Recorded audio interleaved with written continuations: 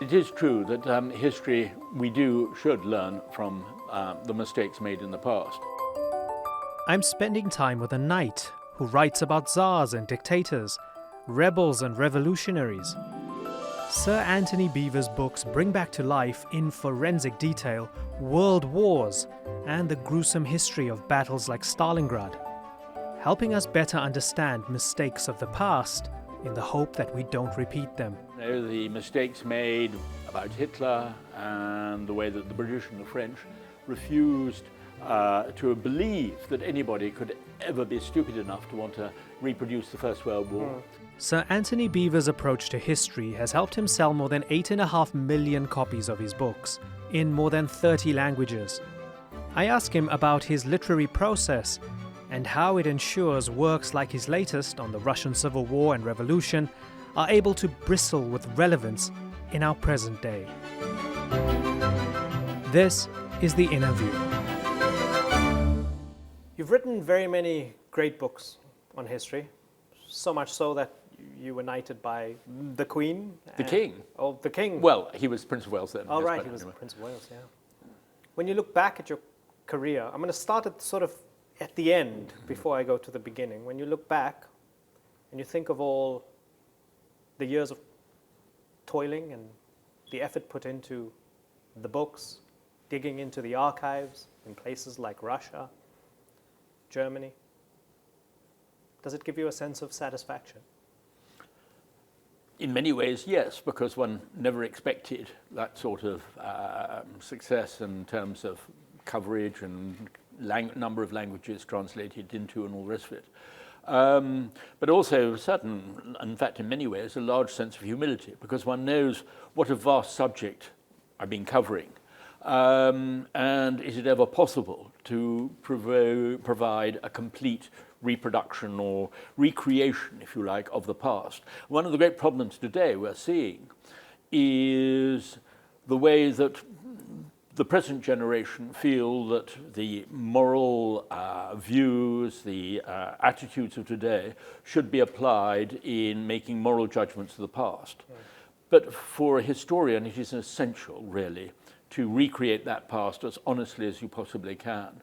And this is the great challenge, I think, for all historians today. When you say moral judgments based on the values of today, would you be talking about societies as well as individuals? So whether it's people reinterpreting Churchill and saying, listen, the guy was a racist, I don't care what you say he did during World War II, or Gandhi, or that, but also the mind of countries and the context within which entire nations flowed in this way or that?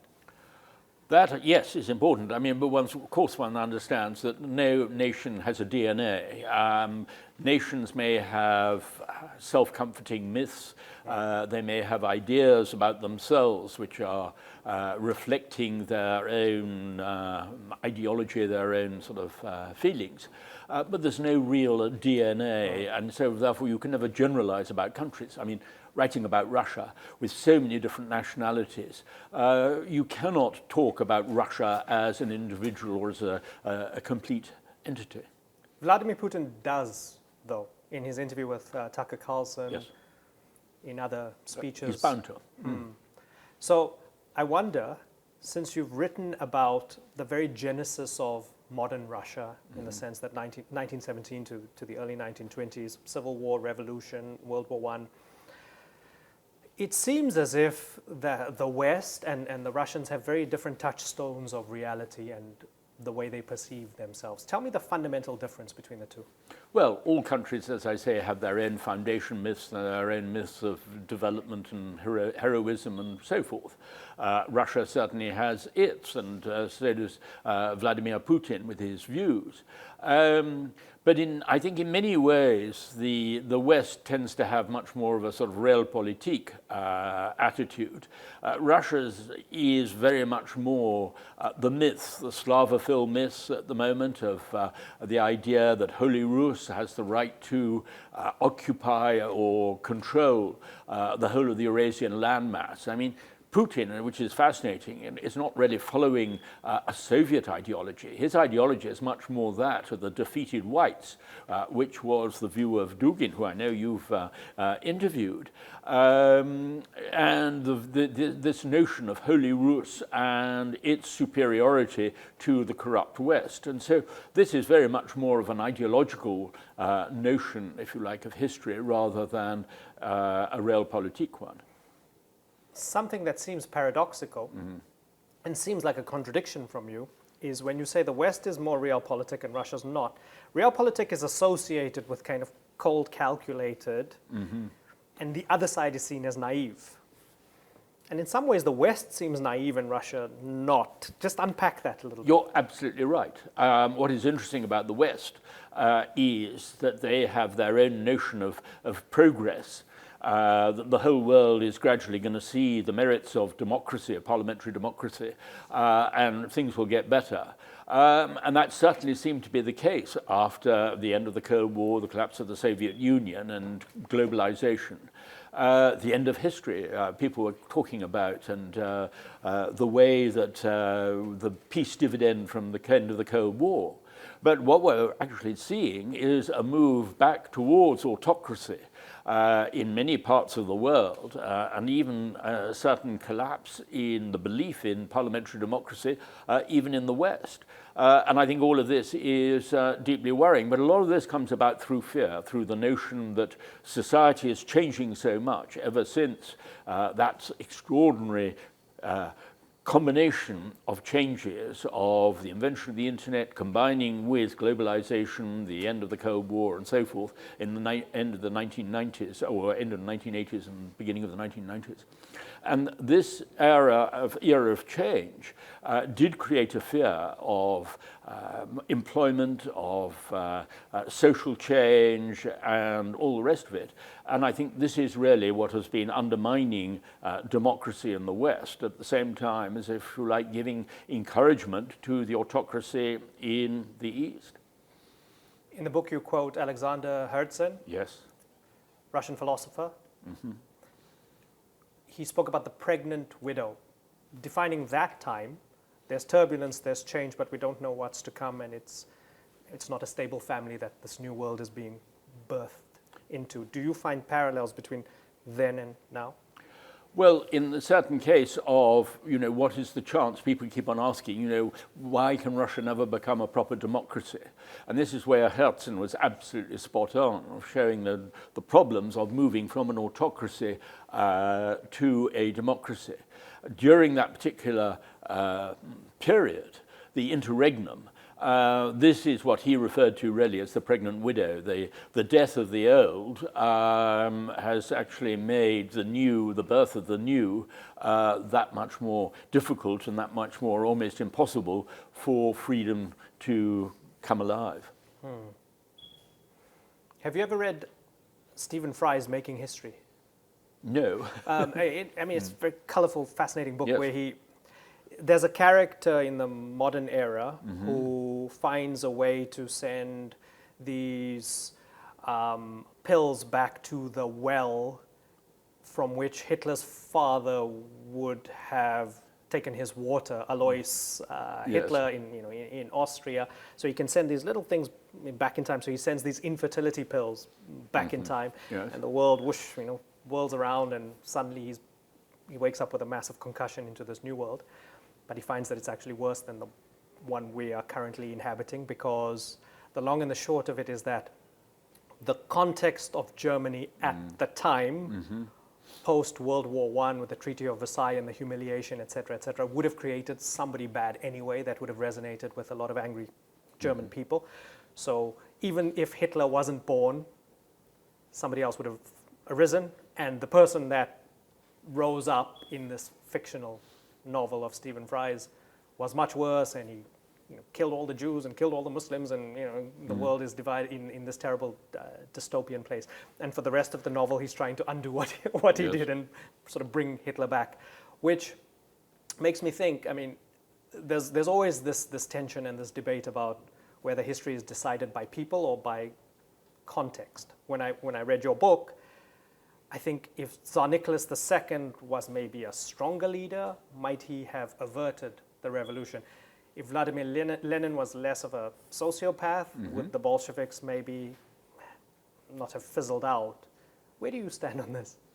Well, I think that the great man theory of history, which was very favored in the 19th century particularly, you know, Thomas Carlyle and others, I mean, some of it was tongue-in-cheek, but at the same time, there is an element of truth that there are particular characters in history at particular times who do make a huge change. Hitler, yes, I mean, there was bound to be some sort of conflict in Europe as a result of all of the collapses of the empires at the end of the First World War. But the way that the Second World War had its uniquely cruel, annihilatory, genocidal character was largely due to Hitler himself.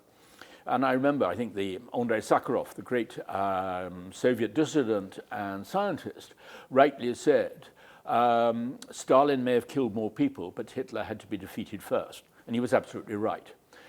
When one goes back to Lenin and the Tsar, what one sees there is very much the case that Lenin, because of his political genius and his total ruthlessness and determination, achieved what I don't think anybody else would have achieved at that particular time. And that is why a very small group, the Bolshevik Party at that particular time, was able to really exploit the weakness of the pregnant widow at that moment to seize power and to establish a dictatorship and a totalitarian setup which was beyond anything that anybody had seen in terms of political control. So yes, there are moments in history when the great man theory comes back.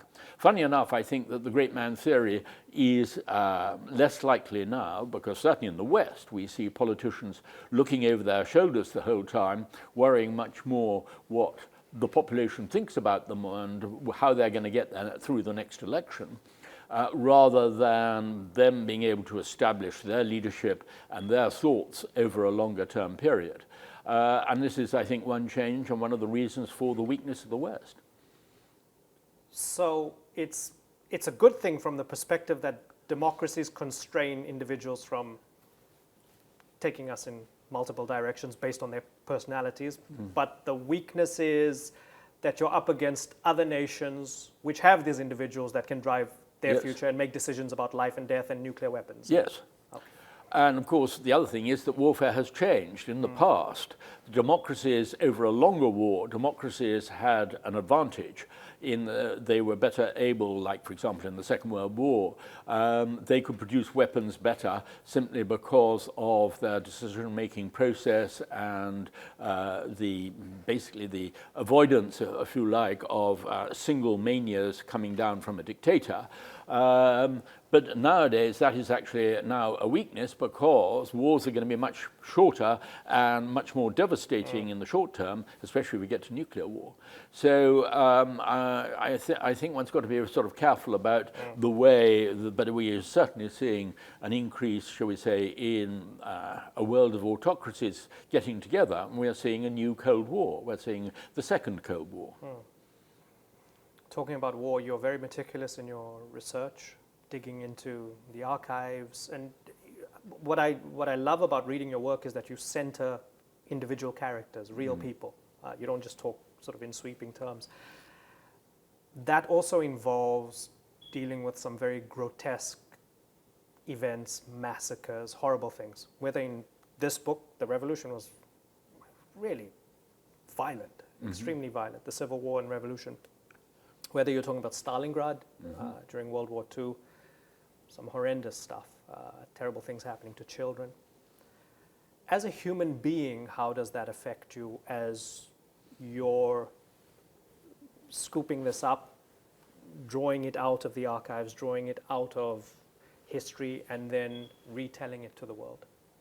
You have got to focus on getting the material down correctly in the archives. You mustn't allow emotion to overtake you, but it will hit you. I mean, I remember with researching Stalingrad, 2 or 3 days later, you would think of what a plate of food would have meant for 20 people, not just for one person.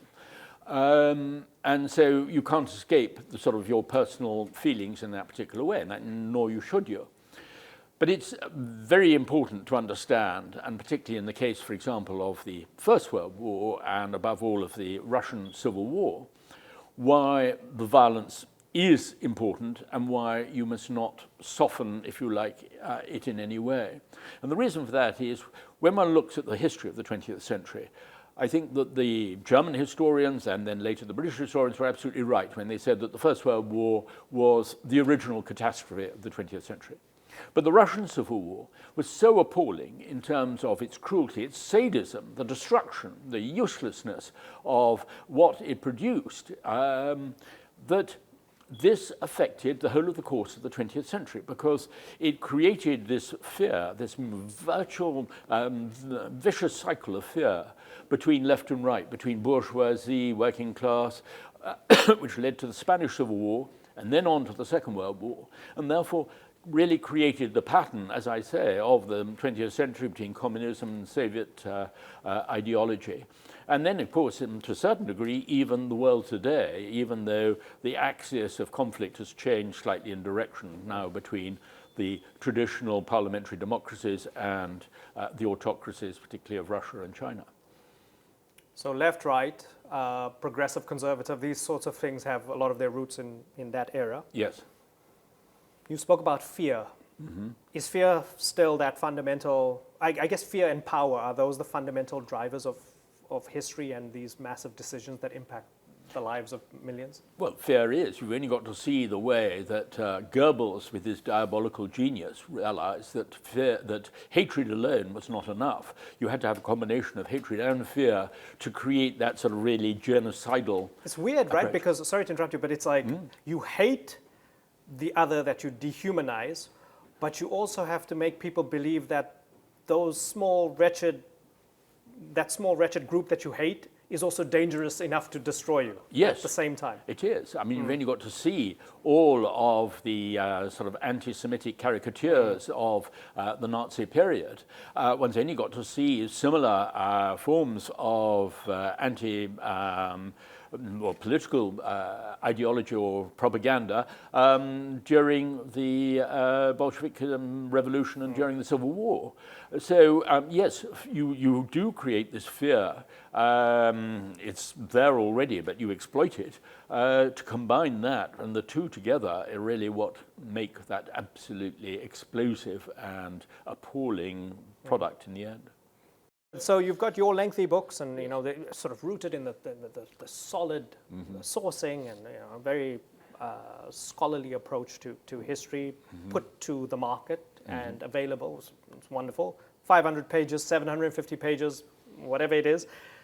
On the other hand, people using social media, tweets, TikToks to tell history, sometimes a very unnuanced version of history. And somewhere in between, there's a bit of a space now on YouTube where people can watch interviews with people like yourself. They can listen to podcasts, whether it's Empire with William Dalrymple and Anita Anand. You appeared as a guest as well.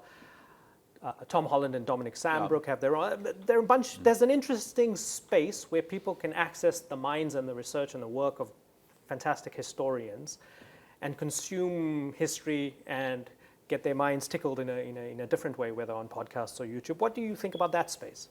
Well, I think that, no, I'm all for it. And I think that it does give them and open their minds to different aspects. And then with any luck, they'll read further. One of the dangers, of course, today is being that for most people, their knowledge of history actually comes from movies and TV. Now, if that encourages them to read further, fine.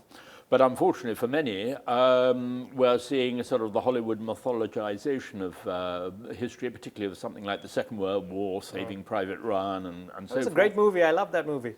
Well, the beginning is brilliant, but I'm afraid the rest is an awful cliche. But then let's go there. I anyway. I read one of your op-eds about movies. I mean, you're not very happy with many of them. No, because the interests of Hollywood and Right. of the entertainment industry are totally different to the interests of history, which are to provide context, to provide an understanding of the background and why people therefore behave or have the attitudes, whether they're good or bad or whatever they might be, rather than, shall we say, just the entertainment value. And by definition, they want to distort. They want to have the arc of character and all of those Hollywood cliches, rather than actually producing a historical analysis. Inevitably, it's different. It's a different game.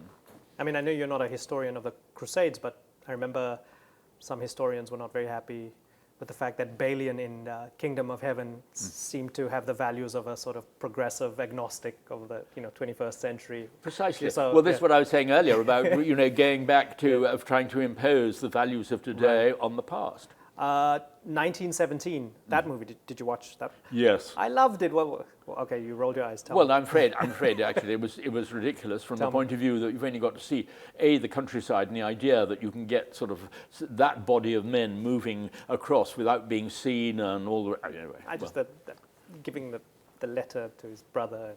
Anyway. Yes. It was the human touch.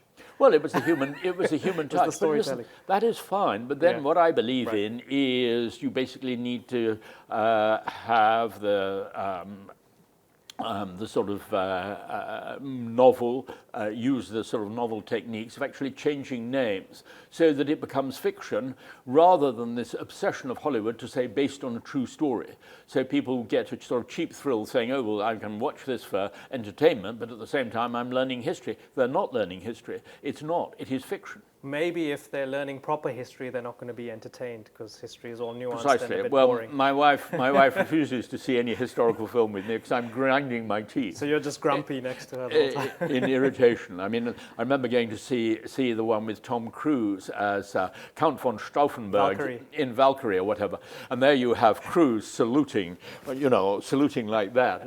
It's totally. So saluting like that's the wrong way, right? I mean, that's a GI salute. There's no way that a German aristocrat would have ever saluted in such a way. So I mean, that was quite fun. I just sort of laughed. I think you've earned the right to have an opinion because you've looked at the past in such depth. Are you optimistic or pessimistic about the future? I have to say I'm pretty pessimistic. I mean, my biggest fear in a way is the way that diplomacy has become almost impossible.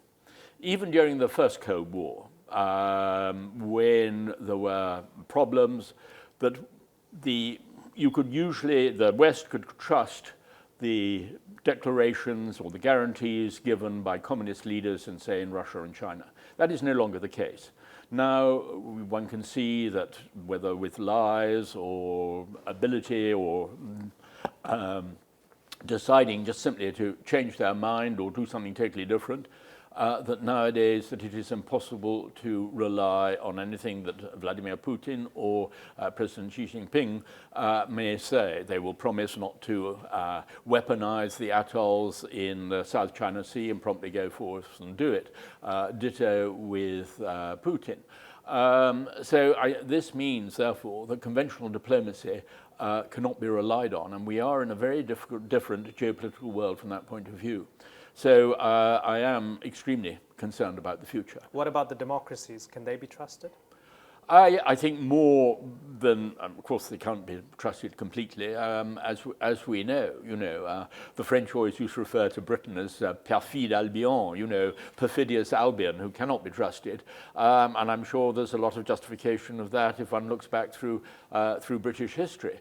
But on the whole, when it's come to treaties or most declarations of importance, I think on the whole that there's been a far better record of the Western democracies being held to it simply because of their own parliamentary systems. I sometimes worry that something I might have said to my teenage daughters last week Wednesday won't age well. As I'm a bit afraid of the evolving culture and not. Oh dear, you can ask me what I regret most of all. So not feeling aligned with current cultural values and the zeitgeist. Do you ever worry that your books might not age well, not because you've ever fudged the details and the data or anything like that, but because society might not feel that the books are relevant for them anymore culturally? I hope they will always be relevant because They might be offended.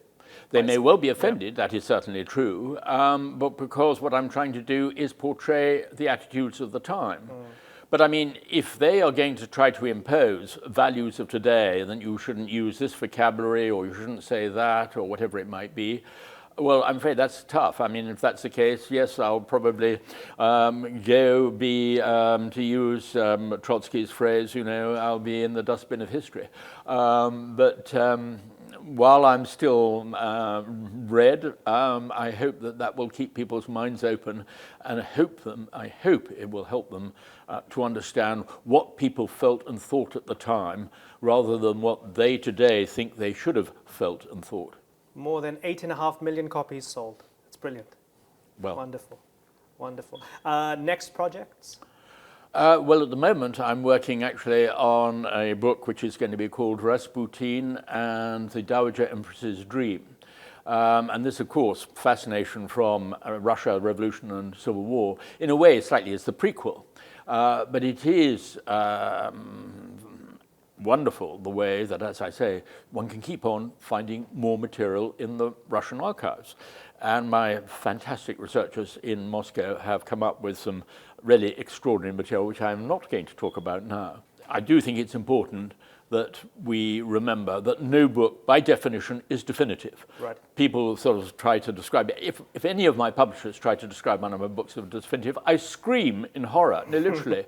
Because history is always bringing something new. There should always be new aspects, new views, and of course, new material from these vast archives, which are always sort of bringing out new sort of diamonds suddenly being pushed up out of the earth in this extraordinary way.